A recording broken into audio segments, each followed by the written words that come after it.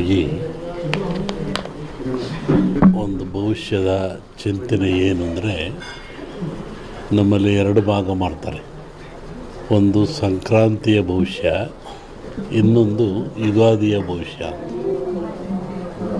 ಸಂಕ್ರಾಂತಿಯ ಭವಿಷ್ಯ ರಾಜರಿಗೆ, ಮಹಾರಾಜರುಗಳಿಗೆ, ದೊಡ್ಡ ದೊಡ್ಡ ವ್ಯಾಪಾರಸ್ಥರಿಗೆ ಮತ್ತು ಅನೇಕ ಘಟನೆಗಳು ಬರುವಂಥದ್ದು ಸಂಕ್ರಾಂತಿ ಪುರುಷನ ಮೇಲೆ ಹೇಳುವಂಥದ್ದು.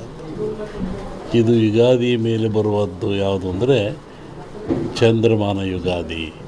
ಚಂದ್ರನನ್ನು ಆಧಾರವಾಗಿರಿಸಿಕೊಂಡು ಮಳೆ, ಬೆಳೆ, ನಾಡಿನ ಸುಭಿಕ್ಷತೆ, ಆಗುಹೋಗುಗಳು, ರಾಜರು, ಆಳ್ವಿಕೆಗಳು, ಅವಘಡಗಳು, ದುಃಖ ದುಮ್ಮಾನಗಳು, ಸಂತೋಷಗಳು, ಇದ್ರ ಮೇಲೆ ಹೇಳುವಂಥದ್ದು ಯುಗಾದಿಯ ಸಂವತ್ಸರ ಫಲ ಅಂತ.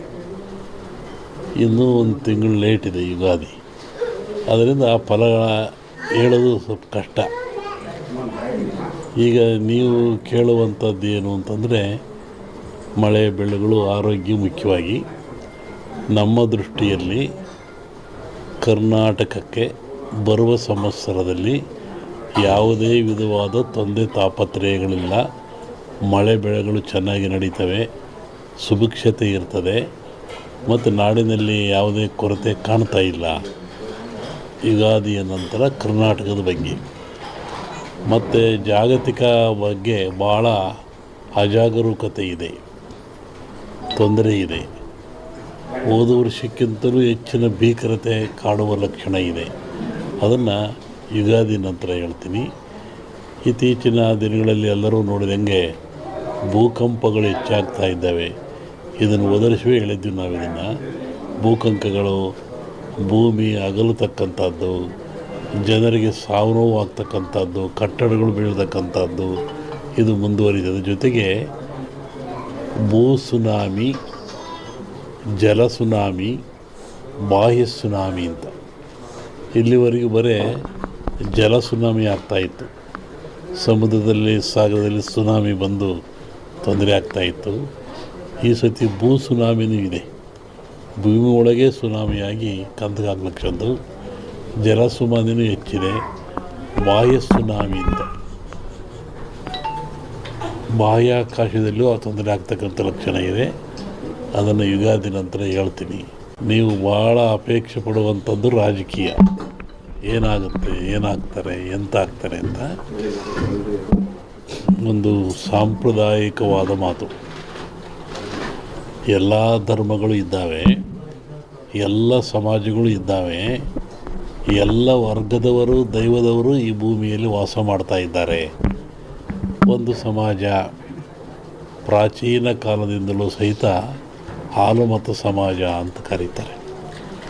ಹಾಲುಮತ ಸಮಾಜ ಅಂದರೆ ಅವರು ಅಡವಿಯಲ್ಲಿದ್ದು ಕುರಿಗಳನ್ನು ಸಾಕಿಕೊಂಡು, ಕುರಿಯ ಇಕ್ಕೆಯಲ್ಲಿ ಲಿಂಗವನ್ನು ಕಂಡು ದೈವಾರಾಧನೆ ಮಾಡಿಕೊಂಡು ಬಂದಂಥ ಒಂದು ಸಮಾಜ. ಪ್ರಕೃತಿಯ ಮೇಲೆ, ಗಾಳಿಯ ಮೇಲೆ, ಭೂಮಿಯ ಮೇಲೆ ಅವರು ಅಡವಿಯಲ್ಲಿದ್ದ ಕಂಡದ್ದು, ತಿಳಿದದ್ದು, ನೋಡಿದ್ದು, ಅನುಭವಿಸಿದ್ದನ್ನು ಹೇಳ್ತಾ ಬಂದಿದ್ದಾರೆ. ಅದು ಕುರುವಿನ ರಟ್ಟು, ಕೆಲ ಕಡೆ ಕುರುಬು ರಟ್ಟು ಅಂತಾರೆ. ಅದು ಕುರುಹಿನ ರಟ್ಟು, ಮುಂದೆ ಏನಾಗಿ ಕುರು ಅಂತ ರಟ್ಟು ಅಂತಕ್ಕಂಥದ್ದು. ಹಾಲು ಕೆಟ್ಟರು ಹಾಲು ಮತ್ತು ಸಮಾಜ ಕೆಡಲ್ಲ ಅಂತಾರೆ. ಹಕ್ಕ ಬುಕ್ಕರು ವಿಜಯ ಸಾಮ್ರಾಜ್ಯವನ್ನು ಕಟ್ಟಿದರು. ಇದು ಹೇಳೋ ಉದ್ದೇಶ ಏನು ಅಂತಂದರೆ, ಇವತ್ತು ಆಲಮತ ಸಮಾಜವ್ರ ಕೈಲಿ ರಾಜ್ಯದ ಅಧಿಕಾರ ಇದೆ. ಬಿಡಿಸಿಕೊಳ್ಳೋದು ಅಷ್ಟು ಸುಲಭ ಅಲ್ಲ. ಅವರಾಗೇ ಬಿಡಬೇಕೆ ಹೊರತು ನೀವು ಬಿಡಿಸಿಕೊಳ್ಳೋದು ಸುಲಭವಲ್ಲ. ಮುಂದಿನ ವಿಚಾರವನ್ನು ಯುಗಾದಿ ಮೇಲೆ ಹೇಳ್ತೀನಿ. ಹಾಗಾಗಿ ಒಂದು ಭವಿಷ್ಯದ ಚಿಂತನೆ ಏನು ಅಂದರೆ, ನಮ್ಮಲ್ಲಿ ಎರಡು ಭಾಗ ಮಾಡ್ತಾರೆ. ಒಂದು ಸಂಕ್ರಾಂತಿಯ ಭವಿಷ್ಯ, ಇನ್ನೊಂದು ಯುಗಾದಿಯ ಭವಿಷ್ಯ. ಸಂಕ್ರಾಂತಿಯ ಭವಿಷ್ಯ ರಾಜರಿಗೆ, ಮಹಾರಾಜರುಗಳಿಗೆ, ದೊಡ್ಡ ದೊಡ್ಡ ವ್ಯಾಪಾರಸ್ಥರಿಗೆ ಮತ್ತು ಅನೇಕ ಘಟನೆಗಳು ಬರುವಂಥದ್ದು ಸಂಕ್ರಾಂತಿ ಪುರುಷನ ಮೇಲೆ ಹೇಳುವಂಥದ್ದು.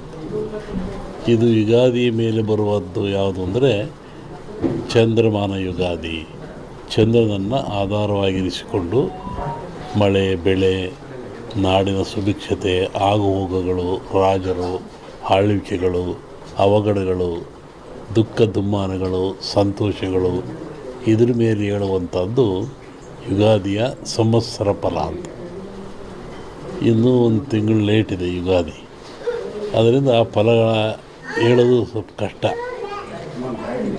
ಈಗ ನೀವು ಕೇಳುವಂಥದ್ದು ಏನು ಅಂತಂದರೆ, ಮಳೆ ಬೆಳೆಗಳು ಆರೋಗ್ಯ ಮುಖ್ಯವಾಗಿ ನಮ್ಮ ದೃಷ್ಟಿಯಲ್ಲಿ ಕರ್ನಾಟಕಕ್ಕೆ ಬರುವ ಸಂವತ್ಸರದಲ್ಲಿ ಯಾವುದೇ ವಿಧವಾದ ತೊಂದರೆ ತಾಪತ್ರಯಗಳಿಲ್ಲ. ಮಳೆ ಬೆಳೆಗಳು ಚೆನ್ನಾಗಿ ನಡೀತವೆ, ಸುಭಿಕ್ಷತೆ ಇರ್ತದೆ ಮತ್ತು ನಾಡಿನಲ್ಲಿ ಯಾವುದೇ ಕೊರತೆ ಕಾಣ್ತಾ ಇಲ್ಲ. ಯುಗಾದಿಯ ನಂತರ ಕರ್ನಾಟಕದ ಬಗ್ಗೆ ಮತ್ತು ಜಾಗತಿಕ ಬಗ್ಗೆ ಭಾಳ ಅಜಾಗರೂಕತೆ ಇದೆ, ತೊಂದರೆ ಇದೆ. ಹೋದ ವರ್ಷಕ್ಕಿಂತಲೂ ಹೆಚ್ಚಿನ ಭೀಕರತೆ ಕಾಡುವ ಲಕ್ಷಣ ಇದೆ. ಅದನ್ನು ಯುಗಾದಿ ನಂತರ ಹೇಳ್ತೀನಿ. ಇತ್ತೀಚಿನ ದಿನಗಳಲ್ಲಿ ಎಲ್ಲರೂ ನೋಡಿದಂಗೆ ಭೂಕಂಪಗಳು ಹೆಚ್ಚಾಗ್ತಾ ಇದ್ದಾವೆ. ಇದನ್ನು ಒದರಿಸುವೆ ಹೇಳಿದ್ವಿ ನಾವು. ಇದನ್ನು ಭೂಕಂಪಗಳು, ಭೂಮಿ ಅಗಲತಕ್ಕಂಥದ್ದು, ಜನರಿಗೆ ಸಾವು ನೋವು ಆಗ್ತಕ್ಕಂಥದ್ದು, ಕಟ್ಟಡಗಳು ಬೀಳ್ತಕ್ಕಂಥದ್ದು ಇದು ಮುಂದುವರಿದ ಜೊತೆಗೆ ಭೂ ಸುನಾಮಿ, ಜಲ ಸುನಾಮಿ, ಬಾಹ್ಯ ಸುನಾಮಿ ಅಂತ ಇಲ್ಲಿವರೆಗೂ ಬರೀ ಜಲ ಸುನಾಮಿ ಆಗ್ತಾಯಿತ್ತು. ಸಮುದ್ರದಲ್ಲಿ, ಸಾಗರದಲ್ಲಿ ಸುನಾಮಿ ಬಂದು ತೊಂದರೆ ಆಗ್ತಾಯಿತ್ತು. ಈ ಸತಿ ಭೂ ಸುನಾಮಿನೂ ಇದೆ. ಭೂಮಿ ಒಳಗೆ ಸುನಾಮಿಯಾಗಿ ಕಂದಗಾಗ್ಲಕ್ಷದ್ದು. ಜಲ ಸುನಾಮಿನೂ ಹೆಚ್ಚಿದೆ. ಬಾಹ್ಯ ಸುನಾಮಿ ಅಂತ ಬಾಹ್ಯಾಕಾಶದಲ್ಲೂ ಆ ತೊಂದರೆ ಆಗ್ತಕ್ಕಂಥ ಲಕ್ಷಣ ಇದೆ. ಅದನ್ನು ಯುಗಾದಿ ನಂತರ ಹೇಳ್ತೀನಿ. ನೀವು ಭಾಳ ಅಪೇಕ್ಷೆ ಪಡುವಂಥದ್ದು ರಾಜಕೀಯ. ಏನಾಗುತ್ತೆ, ಏನಾಗ್ತಾರೆ, ಎಂತ ಆಗ್ತಾರೆ ಅಂತ ಒಂದು ಸಾಂಪ್ರದಾಯಿಕವಾದ ಮಾತು.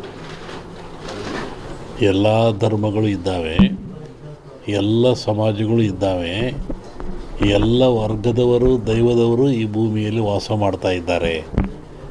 ಒಂದು ಸಮಾಜ ಪ್ರಾಚೀನ ಕಾಲದಿಂದಲೂ ಸಹಿತ ಹಾಲುಮತ ಸಮಾಜ ಅಂತ ಕರೀತಾರೆ. ಹಾಲುಮತ ಸಮಾಜ ಅಂದರೆ ಅವರು ಅಡವಿಯಲ್ಲಿದ್ದು ಕುರಿಗಳನ್ನು ಸಾಕಿಕೊಂಡು ಇಲ್ಲಿ 20 ದಿವಸ ಹಿಂದೆ ನಾನು ಧಾರವಾಡದಲ್ಲಿ ಹೇಳಿದ್ದೆ. ನಾನು ಈ ಥರ ಮಳೆ ಆಗುತ್ತೆ, ಭೂಮಿ ಕಂಪಿಸುತ್ತೆ, ಗುಡ್ಡಗಳು ಬೀಳ್ತವೆ, ಜನಗಳು ಸಾಯ್ತಾರೆ, ರೋಗ ರುಜಿನಗಳು ಹೆಚ್ಚಾಗ್ತವೆ. ಇದು ಇಂಡಿಯಾಕ್ಕಲ್ಲ, ಜಾಗತಿಕ ಮಟ್ಟದಲ್ಲಿ ಕೆಲವು ರಾಜ್ಯಗಳು ಮುಳುಗ್ತವೆ ಅಂತ ಹೇಳಿದ್ದಾನೆ. ಈಗ ಅದರ ಪ್ರಕಾರವಾಗಿ ನನ್ನ ಲೆಕ್ಕ ಇನ್ನೂ ಅಮಾವಾಸ್ಯೆವರೆಗೆ ಇರ್ತದೆ. ಅಮಾವಾಸ್ಯೆ ನಂತರ ಮತ್ತು ಬೇರೆ ಭಾಗದಲ್ಲಿ ಹೋಗ್ತದೆ ಅದು. ಒಟ್ಟಿಗೆ ಇದು ಕ್ರೋಧಿನಾಮ ಸಂವತ್ಸರ. ಕ್ರೋಧನ ಸಿಟ್ಟು ಅಂತ ನಮ್ಮ ಹಿಂದೂಗಳ ಪ್ರಕಾರವಾಗಿ. ಇದರ ಒಳ್ಳೆಯದು ಕೆಟ್ಟದಿದೆ.